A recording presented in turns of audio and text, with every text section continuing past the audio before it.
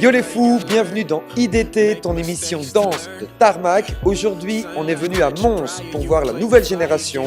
On est venu voir le groupe Lucaina, on est avec le duo aujourd'hui. C'est parti, let's go.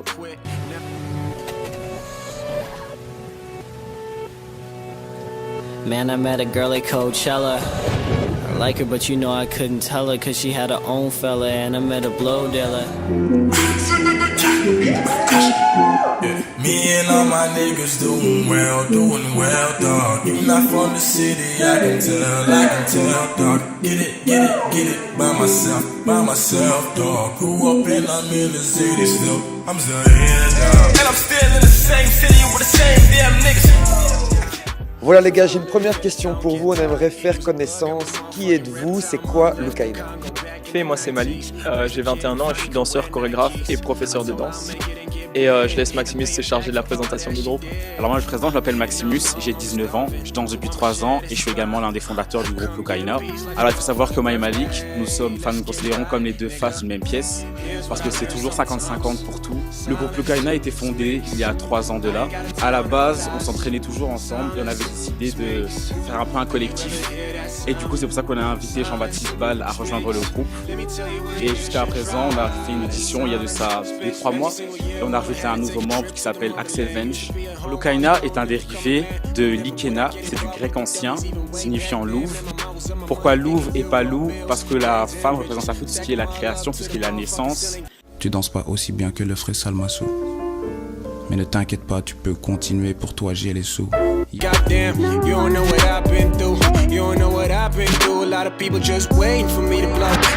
Ok, mais on aimerait en savoir plus. Alors vous êtes des jeunes danseurs et ici on est venu voir la nouvelle génération, justement, donner la parole à des danseurs qui émergent. Tu as 21 ans, tu as 19 ans, même si c'est pas très âgé, qu'est-ce que vous avez déjà fait en si peu de temps?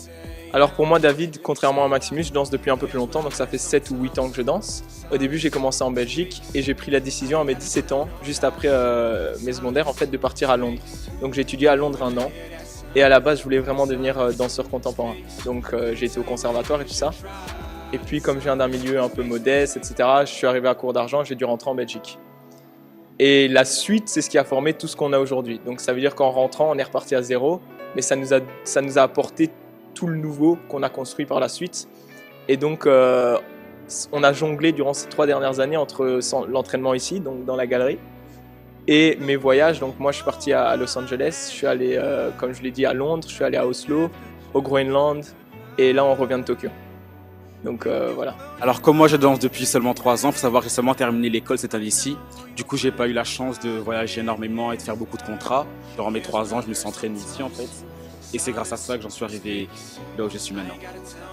Bon, j'aimerais parler d'une chose. Dernièrement, vous disiez que vous aviez été au Japon. Pourquoi vous avez été jusque là-bas? Quel était l'objectif? Dans quel cadre? Alors c'est très simple, à chaque voyage, l'objectif c'était d'aller chercher une nouvelle énergie, une nouvelle façon de vibrer et découvrir les autres cultures. Donc à chaque voyage, en fait, quand j'ai fait Los Angeles personnellement, ou Oslo, ou Londres, l'idée c'est de rencontrer quelque chose de nouveau et de s'en inspirer pour venir le retravailler ici. Alors Tokyo, c'était notre premier voyage à 2 puisque Max vient de finir l'école, donc c'était une magnifique opportunité. Donc on s'est dit, on veut apprendre, les danseurs à Tokyo sont forts, on va juste y aller et apprendre et mettre tout le reste de côté. Donc on a booké l'avion, on a booké un Airbnb, on avait mis de l'argent de côté, des contrats. On est parti 1 mois et on a taffé là-bas et puis on avait quelques connexions aussi grâce à Londres et voilà, ça s'est super bien passé, on a appris beaucoup de choses et c'est important d'être ouvert à tout ce que tu peux recevoir de l'extérieur plutôt que de tout le temps être focus sur ta propre vision des choses. Maintenant, c'est si on est dans 10 ans, vous vous imaginez comment? Je pense que nous aimerions tout d'abord créer un studio de danse dans la région pour permettre déjà aux gens de pouvoir prendre nos cours et aussi nous aimerions mettre des infrastructures pour les personnes qui s'entraînent soit dans la rue, soit dans des galeries comme nous.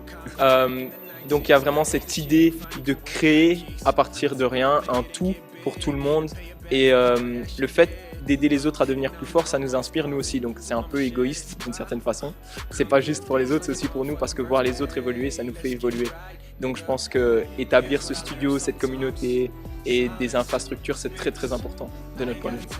Ok, question intéressante qui va peut-être toucher certains. La danse peut être professionnelle pour vous, mais comment vous gérez ça et comment vous gagnez votre vie, vous, jeunes danseurs? Mais en tant que professionnel, en fait, moi j'ai toujours eu une idée en tête qui s'approprie un peu à chaque milieu. Mais ça, c'est très personnel. C'est que pour moi, si tu fais en sorte d'être compétent, on te rappelle. Ça veut dire que genre, si tu fais en sorte de toujours être au top de tes compétences et de ton travail, tu seras d'office appelé et tu auras d'office du boulot. Après, chaque endroit a ses difficultés. Par exemple, en Belgique, on a un peu moins de travail qu'aux États-Unis. Mais en même temps, aux États-Unis, il y a plus de danseurs.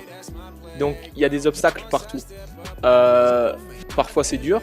Parfois, il y a des mois, on n'a rien du tout. On donne cours, donc ça nous sauve au niveau régulier. Mais je crois que le bonheur de faire ce qu'on fait, c'est surtout qu'on n'est pas 9-5 heures dans un bureau, en fait. Bon, mais après, genre, il y a une contrepartie, il y a la discipline. Et nous, on est très, très strict. Par exemple, moi, tous les matins, je fais 2 heures de stretch, je fais 1 heure de workout, puis on s'entraîne. En général, j'essaie de m'entraîner au minimum entre 6 et 8 heures par jour. Parce que je sais qu'on veut aller loin, on voit sur la longue durée, etc. Donc, c'est décider de son horaire, mais c'est être très, très autodiscipliné. Quand je dis danse et connexion, ça vous fait penser à quoi? Alors quand tu me parles de connexion et de danse, le premier mot qui me vient en tête, moi, c'est mouvement. Si par exemple je lève mon bras, tu pourrais dire « Oh, c'est du contemporain », mais non, c'est juste simplement du mouvement. Si par exemple tu poses ton pied vers le sol et que tu vas vers le bas, tu pourrais dire « Ah, c'est du hip-hop ». Non, pour moi, c'est du mouvement. Du coup, je vois ça un peu, genre le mouvement, je vois ça un peu comme le lien entre les deux et la base un peu de tout. Parce qu'en gros, dans la vie de tous les jours, qu'est-ce qu'on fait? C'est du mouvement. Qu'est-ce qu'on voit dans la vie de tous les jours? C'est du mouvement. Par exemple, les molécules d'air qui sont partout, bah, c'est du mouvement. Du coup, on pourrait dire que le monde danse constamment, il est toujours en mouvement. Du coup, je sais pas si vous voyez. Voilà les gars, on a un média qui s'appelle Tarmac, on a un micro. Si je vous le donne et que je vous dis carte blanche, vous pouvez vous exprimer. Qu'est-ce que vous avez envie de dire? Pour moi, c'est très important d'exprimer qu'en fait, avec un rien, on fait un tout. Et que ça, c'est valable pour tout et pas seulement sur la danse. Et pas seulement par rapport à l'art, c'est valable dans tout ce qui existe en rapport avec l'humanité. Donc voilà, si vous avez envie de faire un truc, faites-le. Voilà les fous, on arrive à la fin de l'émission. Merci beaucoup d'être venus. On vous souhaite le meilleur, ok, que ça se passe les gars. 2-3 petites choses, il y a des events qui arrivent ici en Belgique bientôt. On a le Kamata organisé par Fundi Omari et on a également le bal des chorégraphes organisé par Jérémy Lepine. On vous tiendra au courant de la suite. À très vite tout le monde et que ça se passe. Peace.